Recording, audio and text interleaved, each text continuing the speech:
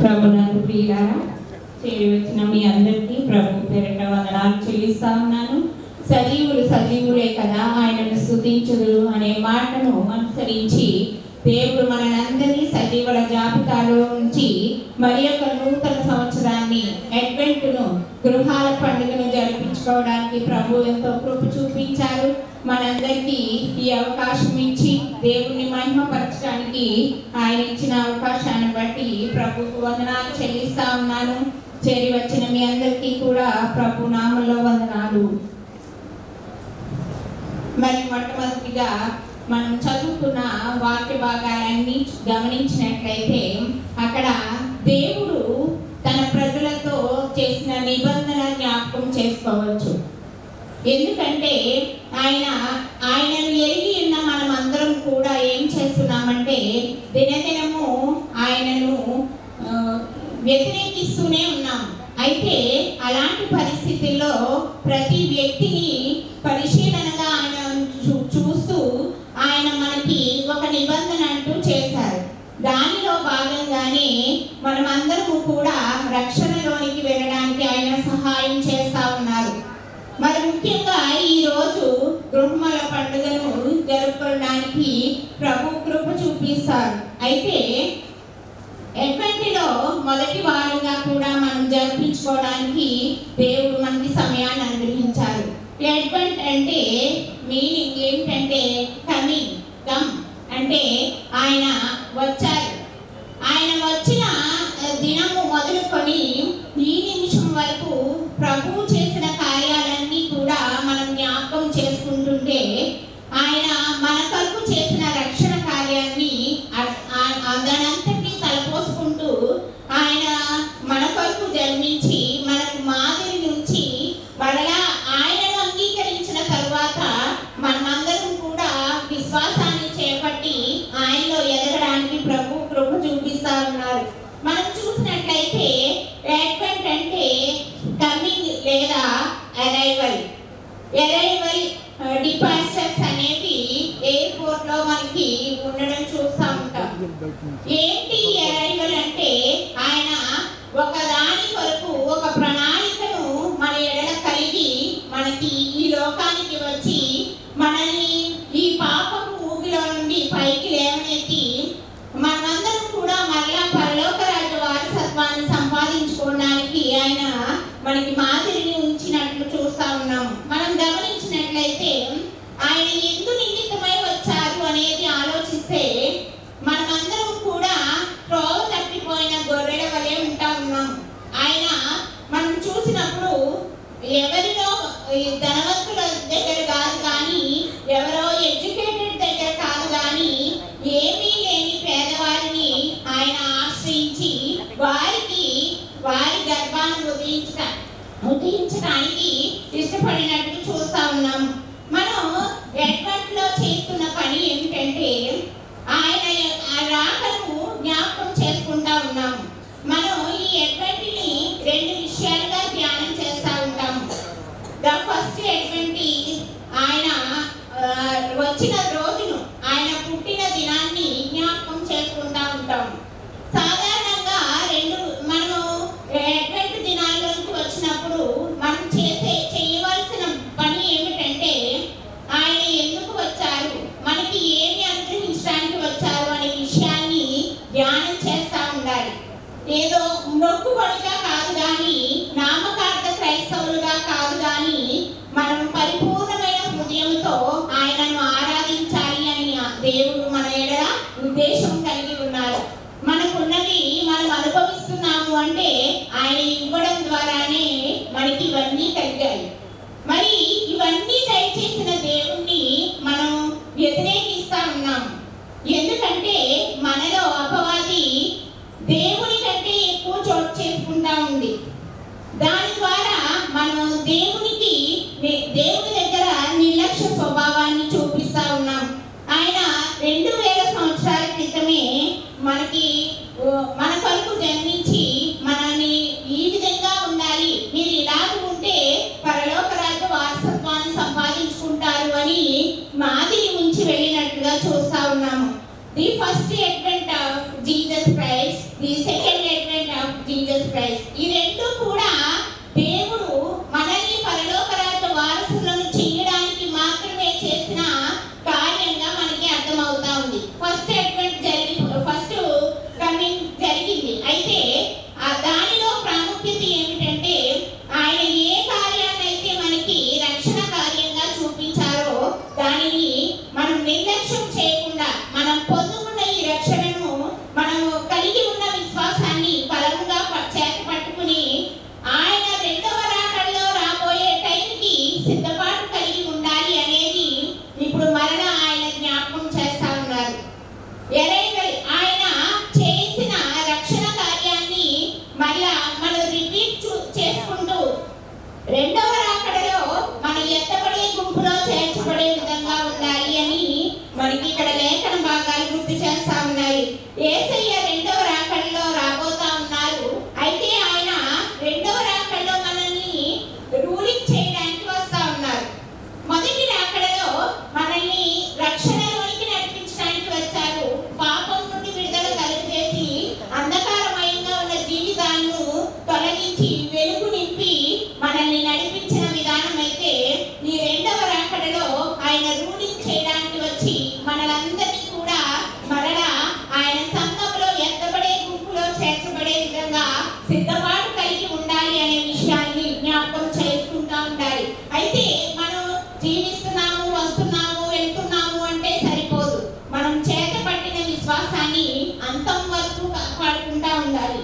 ఎందుకంటే అపవాది అవిశ్వాసులైన వారి మనోనేత్రాలకు గుడ్డితనం కలుగజేస్తా ఉంటది, అంధకారంలో పడవేస్తా ఉంటది.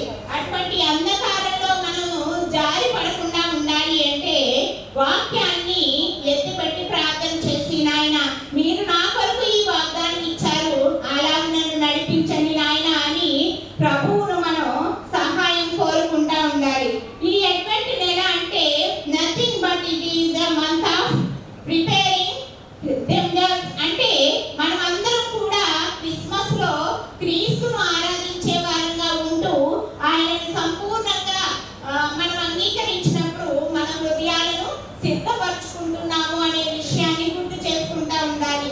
మనం సమర్పించుకున్న సమర్పణను వెనుదిరగకుండా, వ్యతిరేకించకుండా దేవునికి మహిమార్థంగా మనం ఉండాలి అనే విషయాన్ని జ్ఞాపకం చేసుకుంటా ఉండాలి. మరి ఇప్పుడు గృహాల పండుగ కూడా జరుపుకుంటా ఉన్నాం.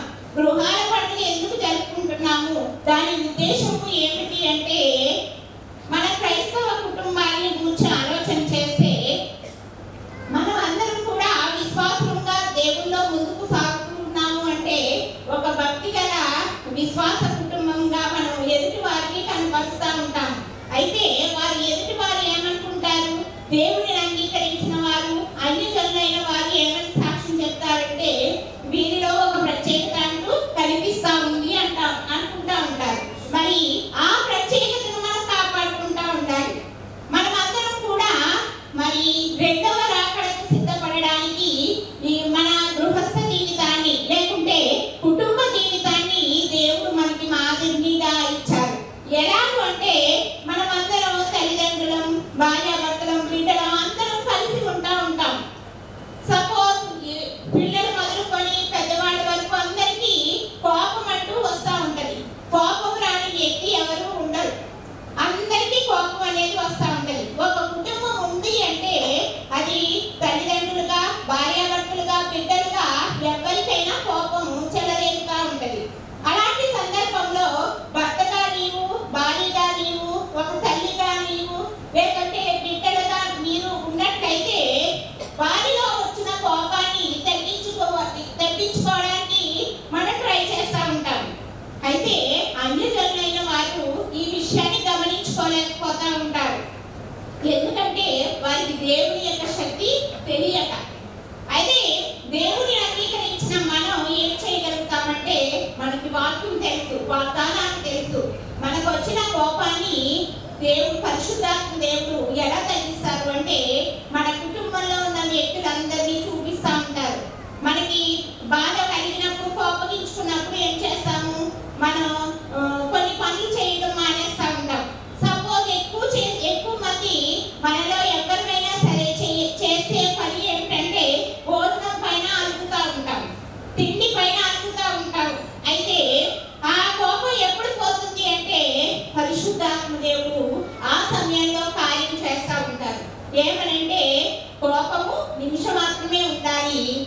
ఆయన దయ అప్పుడు మన ఎడల ఆయుష్కాలం అంతా ఉంటది.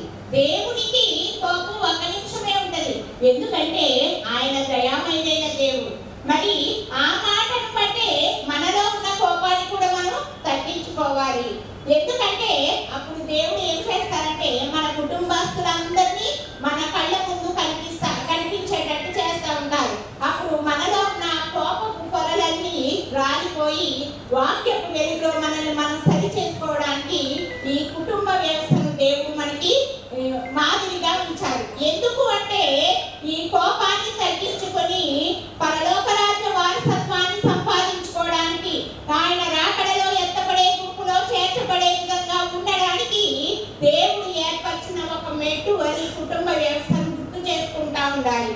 తదుపరిగా మనలో ఈ కోపంలోనే ఏం చేస్తామంటే మనం చేసే పనులు ఏమిటో కూడా తెలియని దుస్థితిలో ఉంటాం. అయితే దేవుని దగ్గర మనం క్షమాగుణం కలిగి ఉండాలి. యేసయ్య అలాగే కదా ప్రార్థన చేశారు, నాయన వీరేం చేస్తున్నారు, వీరెందుకు కనుక వీరిని క్షమించండి అంటా ఉన్నారు. ఆయన శ్రమ పడుతున్నా కూడా, ఇబ్బంది పడుతున్నా కూడా ఏమి చేయగలిగారు అంటే మన కోసం క్షమాపణ ప్రార్థన చేయగలిగారు. మరి కోపంలో ఎవరేం చేస్తామో తెలియని పరిస్థితులు ఉంటాయి. అలాంటి సందర్భంలో కూడా మన కుటుంబాన్ని దేవుడు గుర్తు చేస్తా ఉన్నారు. మీ కుటుంబంలో ముందు మిమ్మల్ని మీరు క్షమించుకోగలిగితేనే బయటకు వెళ్ళి మీ ఎదుటినున్న వాడిని కానీ మీ శత్రువును కానీ, మనకు శత్రువులు అంటూ ఉండరు. ఎందుకండి మనం శత్రుత్వం కలిగి ఉండేవారం కాదు, మన విశ్వాసం దేవుని యందు భయభక్తులు కలిగిన వారు కనుక మనకి శత్రువులు అంటూ ఎవరు ఉండరు. అందుకే ఏమని ఆజ్ఞ ఉందండి, నిన్ను వలె నీ పొరుగు వారిని ప్రేమించు. అవునండి, ఈ ఆజ్ఞను మనం ఎత్తుపట్టి ప్రార్థన చేసినప్పుడు మనలో శత్రువు అంటూ ఎవరు ఉండరు. మనకి సర్వకాల సర్వావస్థల్లో శత్రువు ఎవరు అంటే అపవాది మాత్రమే. యేసయ్య నామములో మాత్రమే మనం ఆ అపవాదిని జయించగలగాలి. అప్పుడు మనం ఏం చేయగలుగుతామంటే మన కుటుంబ సభ్యులను క్షమించగలుగుతా ఉంటాం. మనకి ఇష్టం లేని కార్యం వారు చేసి తప్పు చేసినప్పటికీ కూడా ముందుగా మన కుటుంబ సభ్యులను మనం క్షమించగలిగినప్పుడు, మన వ్యక్తిగత జీవితాల్లో మన బిడ్డల్ని మనం క్షమించగలిగినప్పుడు బయటకు వెళ్ళి మన ఎడల తప్పులు చేసిన వారిని కూడా మనం క్షమించగలుగుతా ఉంటాము. ఈ గృహముల పండుగలో రెండవ మెట్టుగా దేవుడు మనకు నేర్పిస్తున్న పాఠం ఏమిటంటే క్షమించే మనసు మనకు ఉండాలి. మొట్టమొదటిగా దేవుని దగ్గర మనం కోపాన్ని విడిచిపెట్టాలి. రెండవదిగా క్షమించే గుణాన్ని కలిగి ఉండాలి. ఇక మూడవదిగా మనం సహనాన్ని కలిగి ఉండాలి. మనకి ఓర్పు సహనం యేసయ్యలో చూస్తూ ఉంటాం. ఆయన ఎంత సహించుకున్నారు అంటే నిన్ను నన్ను కూడా పరలోక రాజ్య వారసులుగా చేయడానికి, మనల్ని నడిపించడానికి ఆయన ఇష్టపడుతూ ఉన్నారు. ఇలా మనం చూసినట్లయితే మనలో మూడవ లక్షణం, మూడవ క్వాలిఫికేషన్ ఏమి ఉండాలి అంటే సహనం కలిగి ఉండాలి. చాలా పేషెంట్ గా ఉండాలి. మనల్ని మనం క్షమించుకోలేని పరిస్థితులు కూడా ఉంటాయి. అప్పుడు మనకి వాక్యం గుర్తు రావాలి. ఓర్పు సహనాన్ని పుట్టిస్తూ ఉంటది. ఓర్పు కలిగి ఉండాలి అనే మాటను మనం గుర్తు చేసుకున్నప్పుడు పరిశుద్ధాత్మ దేవుడు మన కుటుంబం ద్వారా ఈ మూడు క్వాలిఫికేషన్స్ మనలో ఉన్నప్పుడు మన కుటుంబం పరలోకానికి నమూనాగా ఉంటది అని జ్ఞాపకం చేసుకోవాలి. ఇక మనం చూసినట్లయితే ఇలా ఎటువంటి జరుపుకుంటా ఉన్నాము. 2000 సంవత్సరాల క్రితం నుండి ఆయన చేసిన రక్షణ కార్యాన్ని జ్ఞాపకం చేసుకుంటా ఉన్నాము. అయితే ఇక అడ్వెంట్ గురించి ఆలోచన చేస్తే అడ్వెంట్లో మనం చూసినట్లయితే 1839వ సంవత్సరంలో ఏం జరిగిందంటే జాన్ విక్రమ్ అనే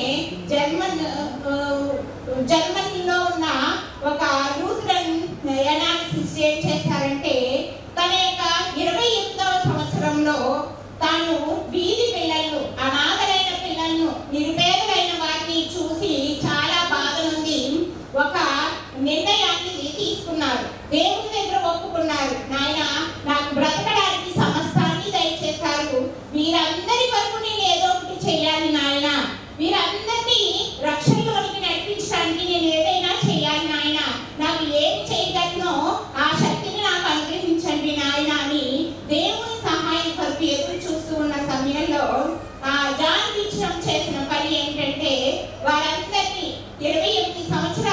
స్థితిలో ఒక ఇల్లు నిర్మించారు.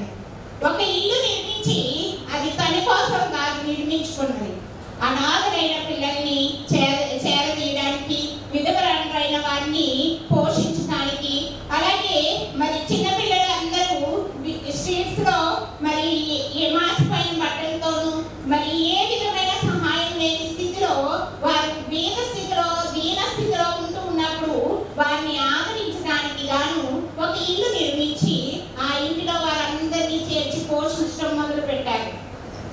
అలా పోషిస్తూ ఉన్న సమయంలో ఆయన దేవుని సహాయంతో వారికి దినదినము పోషకుడుగా ఉండి నడిపిస్తా ఉన్న సమయంలో వారందరూ అక్టోబర్ నెల వచ్చేసరికి వారికి వచ్చిన క్వశ్చన్ ఏంటంటే, అయ్యా క్రిస్మస్ వచ్చిందా, అయ్యా క్రిస్మస్ ఎప్పుడు అనే మాటలు వారు ఈ జాన్ గారిని అడగడం మొదలు పెట్టారు. అయితే ఆయన చేసిన పని ఏమిటంటే, ఆ ఇంటిలో ఉన్న ఆ పెద్ద హాల్లో ఏం చేశారంటే ఒక క్యాండిల్ వీల్ తయారు చేశారండి. ఒక ఆకులు అక్కడ దేశంలో ఉన్న ఆకులకు సంబంధించి ఆకులన్నిటినీ సమకూర్చి ఒక వీల్ తయారు చేశారు. ఆ వీల్ని తయారు చేసినప్పుడు దానిలో 4 క్యాండిల్స్ పెట్టి ఆ హాల్లో ఆ క్యాండిల్ వీల్ని హ్యాంగ్ చేశారు. హ్యాంగ్ చేసి 4 వైట్ క్యాండిల్స్ ని దానికి అరేంజ్ చేసి, మీరు దీనిలో ఈ క్యాండిల్ మధ్యలో మీరు ఎన్ని క్యాండిల్స్ అయితే పెట్టగలరో అన్ని పెట్టండి అని అక్కడ ఉన్న పిల్లలందరికీ చెప్పినప్పుడు వారు చాలా సంతోషంగా 2 క్యాండిల్స్ తీసుకొచ్చి ఆ 4 క్యాండిల్స్ మధ్యన చుట్టూతా పెట్టడం ప్రారంభించారు. వారందరికీ పక్కనే ఆ ఇంటి పక్కనే ఒక స్కూల్ నిర్మించి ఆ చిన్న పిల్లలందరికీ చదువు చెప్పించడం కూడా నేర్పించారు. అయితే వారు చేసిన పని ఏమిటంటే చాలా పెద్ద క్యాండిల్ వీలు తయారు చేసి ఆ 4 క్యాండిల్స్ మధ్యన 2 క్యాండిల్స్ పెట్టించడం వల్ల వారికి ఒక విషయం గుర్తొచ్చింది. ఇలాగూ రక్షకుడైన యేసయ్య ఈ క్యాండిల్ లాగా వెలిగి మన కొరకు జన్మించి ఆయన తన పరిశుద్ధ రక్తాన్ని మన కొరకు కార్చారు అనే సువార్తను వారికి అందించారు. అయితే దానిని బట్టి ఆ రోజు చేయబడిన ఆ క్యాండిల్ వీల్ను బట్టి తదుపరిగా అలా మార్చుకుంటూ ఇప్పటికీ ఇలాగ ఈ క్యాండిల్స్ వెలిగించడం పద్ధతి మన మధ్యకు వచ్చింది. అయితే అమెరికన్స్ లో వచ్చిన తెలియబడిన రోజున ఈ క్యాండిల్ వీల్ యొక్క ప్రత్యేకతను వారు ప్రారంభించడం మొదలు పెట్టారు.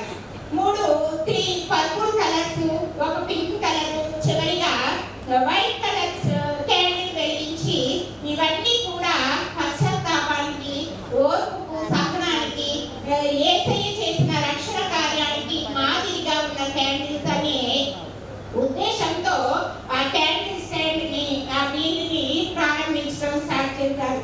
మన జీవితాల్లో ఏ పని చేస్తున్నప్పటికీ యేసయ్యకి ఇంపార్టెన్స్ ఇచ్చి మాత్రమే మనం దేవునిని ఆరాధించాలి. మనం అడ్వెంట్ లో స్టార్ట్ అయ్యాము అంటే ఆ అడ్వెంట్ కి సంబంధించిన ఆ కార్యం ఏమిటో, ఎందుకు ఆ అడ్వెంట్ మన మధ్య జరుగుతా ఉంది, క్రిస్మస్ కి ముందుగా ఉన్న 4 వారాలకు సూచనగా మనకి ఈ 4 క్యాండిల్స్ సూచనగా ఉంటే ఆ వైట్ క్యాండిల్ యేసయ్యకు గుర్తుగా మనకి కనిపిస్తా ఉంది. ఇలాంటి సందర్భాలు జరుగుతా ఉన్నప్పుడు, నాయన మీరు ఇన్ని సంవత్సరాల్లో నాకు ఇంతవరకు మేలు చేశారు, కృతజ్ఞతతో మిమ్మల్ని ఆరాధించడానికి నాకు శక్తిని ఇవ్వండి నాయన అని దేవుని దగ్గర మనం ఒప్పుకోలు జీవితాన్ని కలిగి ఉండాలి. దేవుని దగ్గర నిబంధన చేసుకోవాలి. ఇలా మనం ఇబ్బంది పడుతున్నా కూడా ఏమి చేయగలిగారు అంటే మన కోసం క్షమాపణ ప్రార్థన చేయగలిగారు. మరి కోపంలో ఎవరేం చేస్తామో తెలియని పరిస్థితులు ఉంటాయి. అలాంటి సందర్భంలో కూడా మన కుటుంబాన్ని దేవుడు గుర్తు చేస్తా ఉన్నారు. మీ కుటుంబాల్లో ముందు మిమ్మల్ని మీరు క్షమించుకోగలిగితేనే బయటకు వెళ్ళి మీ ఎదుటినున్న వారిని కానీ మీ శత్రువులు కానీ, మనకు శత్రువులు అంటూ ఉండరు. ఎందుకండి మనం శత్రుత్వం కలిగి ఉండేవారం కాదు, మన విశ్వాసం దేవుని యందు భయభక్తులు కలిగిన వారం కనుక మనకి శత్రువులు అంటూ ఎవరు ఉండరు. అందుకే ఏమని ఆజ్ఞ ఉందండి, నిన్ను వలె నీ పొరుగు వారిని ప్రేమించు. అవునండి, ఈ ఆజ్ఞను మనం ఎత్తుపట్టి ప్రార్థన చేసినప్పుడు మనలో శత్రువు అంటూ ఎవరు ఉండరు. మనకి సర్వకాల సర్వావస్థల్లో శత్రువు ఎవరు అంటే అపవాది మాత్రమే. యేసయ్య నామములో మాత్రమే మనం ఆ అపవాదిని జయించగలగాలి. అప్పుడు మనం ఏం చేయగలుగుతామంటే మన కుటుంబ సభ్యులను క్షమించగలుగుతా ఉంటాం. మనకి ఇష్టం లేని కార్యం వారు చేసి తప్పు చేసినప్పటికీ కూడా ముందుగా మన కుటుంబ సభ్యులను మనం క్షమించగలిగినప్పుడు, మన వ్యక్తిగత జీవితాల్లో మన బిడ్డల్ని మనం క్షమించగలిగినప్పుడు, బయటికి వెళ్ళి మన ఎడల తప్పులు చేసిన వారిని కూడా మనం క్షమించగలుగుతా ఉంటాము. ఈ గృహముల పండుగలో రెండవ మెట్టుగా దేవుడు మనకు నేర్పిస్తున్న పాఠం ఏమిటంటే క్షమించే మనసు మనకు ఉండాలి. మొట్టమొదటిగా దేవుని దగ్గర మనం కోపాన్ని విడిచిపెట్టాలి. రెండవదిగా క్షమించే గుణాన్ని కలిగి ఉండాలి. ఇక మూడవదిగా మనం సహనాన్ని కలిగి ఉండాలి. మనకి ఓర్పు సహనం యేసయ్యలో చూస్తూ ఉంటాం. ఆయన ఎంత సహించుకున్నారు అంటే నిన్ను నన్ను కూడా పరలోక రాజ్య వాసులుగా చేయడానికి, మనల్ని నడిపించడానికి ఆయన ఇష్టపడుతూ ఉన్నారు. ఇలా మనం చూసినట్లయితే మనలో మూడవ లక్షణం, మూడవ క్వాలిఫికేషన్ ఏమి ఉండాలి అంటే సహనం కలిగి ఉండాలి. చాలా పేషెంట్ గా ఉండాలి. మనల్ని మనం క్షమించుకోలేని పరిస్థితులు కూడా ఉంటాయి. అప్పుడు మనకి వాక్యం గుర్తు రావాలి. ఓర్పు సహనాన్ని పుట్టిస్తూ ఉంటది. ఓర్పు కలిగి ఉండాలి అనే మాటను మనం గుర్తు చేసుకున్నప్పుడు పరిశుద్ధాత్మ దేవుడు మన కుటుంబం ద్వారా ఈ మూడు క్వాలిఫికేషన్స్ మనలో ఉన్నప్పుడు మన కుటుంబం పరలోకానికి నమూనాగా ఉంటది అని జ్ఞాపకం చేసుకోవాలి. ఇక మనం చూసినట్లయితే ఇలా ఎటువంటి జరుపుకుంటా ఉన్నాము. 2000 సంవత్సరాల క్రితం నుండి ఆయన చేసిన రక్షణ కార్యాన్ని జ్ఞాపకం చేసుకుంటా ఉన్నాము. అయితే ఇక అడ్వెంట్ గురించి ఆలోచన చేస్తే అడ్వెంట్లో మనం చూసినట్లయితే 1839వ సంవత్సరంలో ఏం జరిగిందంటే జాన్ విక్రమ్ అనే జర్మనీలో ఉన్న ఒక లూథరన్ ఎనాలిసిస్ ఏం చేశారంటే తన యొక్క 28వ సంవత్సరంలో తాను వీధి పిల్లలను, అనాథలైన పిల్లలను, నిరుపేదలైన వారిని చూసి చాలా బాధ నుండి ఒక నిర్ణయాన్ని తీసుకున్నారు. దేవుని దగ్గర ఒప్పుకున్నారు. నాయన, నాకు బ్రతకడానికి సమస్తాన్ని దయచేశారు. వీరందరి వరకు నేను ఏదో ఒకటి చేయాలి నాయన. వీరందరినీ రక్షణలోనికి నడిపించడానికి నేను ఏదైనా చేయాలి నాయన. నాకు ఏం చేయగలనో ఆ శక్తిని నాకు అనుగ్రహించండి నాయన అని దేవుని సహాయం కొరకు ఎదురు చూస్తూ ఉన్న సమయంలో జాన్ విక్రమ్ చేసిన పని ఏంటంటే వారందరినీ 28 సంవత్సరాల వయసులో ఒక ఇల్లు నిర్మించారు. ఒక ఇల్లు నిర్మించి అది తన కోసం కాదు నిర్మించుకున్నది. అనాథలైన పిల్లల్ని చేరదీయడానికి, విధవరాలైన వారిని పోషించడానికి, అలాగే మరి చిన్నపిల్లలు అందరూ స్ట్రీట్స్ లో మరి మాసిపోయిన బట్టలతోనూ మరి ఏ విధమైన సహాయం లేని స్థితిలో వారు దీన స్థితిలో ఉంటూ ఉన్నప్పుడు వారిని ఆదరించడానికి గాను ఒక ఇల్లు నిర్మించి ఆ ఇంటిలో వారందరినీ చేర్చి పోషించడం మొదలు పెట్టారు. అలా పోషిస్తూ ఉన్న సమయంలో ఆయన దేవుని సహాయంతో వారికి దినదినము పోషకుడుగా ఉండి నడిపిస్తా ఉన్న సమయంలో వారందరూ అక్టోబర్ నెల వచ్చేసరికి వారికి వచ్చిన క్వశ్చన్ ఏంటంటే, అయ్యా క్రిస్మస్ వచ్చిందా, అయ్యా క్రిస్మస్ ఎప్పుడు అనే మాటలు వారు ఈ జాన్ గారిని అడగడం మొదలు పెట్టారు. అయితే ఆయన చేసిన పని ఏమిటంటే ఆ ఇంటిలో ఉన్న ఆ పెద్ద హాల్లో ఏం చేశారంటే ఒక క్యాండిల్ ని తయారు చేశారండి. ఒక ఆకులు అక్కడ దేశంలో ఉన్న ఆకులకు సంబంధించి ఆకులన్నిటినీ సమకూర్చి ఒక వీల్ తయారు చేశారు. ఆ వీల్ ని తయారు చేసినప్పుడు దానిలో 4 క్యాండిల్స్ పెట్టి ఆ హాల్లో ఆ క్యాండిల్ ని హ్యాంగ్ చేశారు. హ్యాంగ్ చేసి 4 వైట్ క్యాండిల్స్ ని దానికి అరేంజ్ చేసి, మీరు దీనిలో ఈ క్యాండిల్ మధ్యలో మీరు ఎన్ని క్యాండిల్స్ అయితే పెట్టగలరో అన్ని పెట్టండి అని అక్కడ ఉన్న పిల్లలందరికీ చెప్పినప్పుడు వారు చాలా సంతోషంగా 2 క్యాండిల్స్ తీసుకొచ్చి ఆ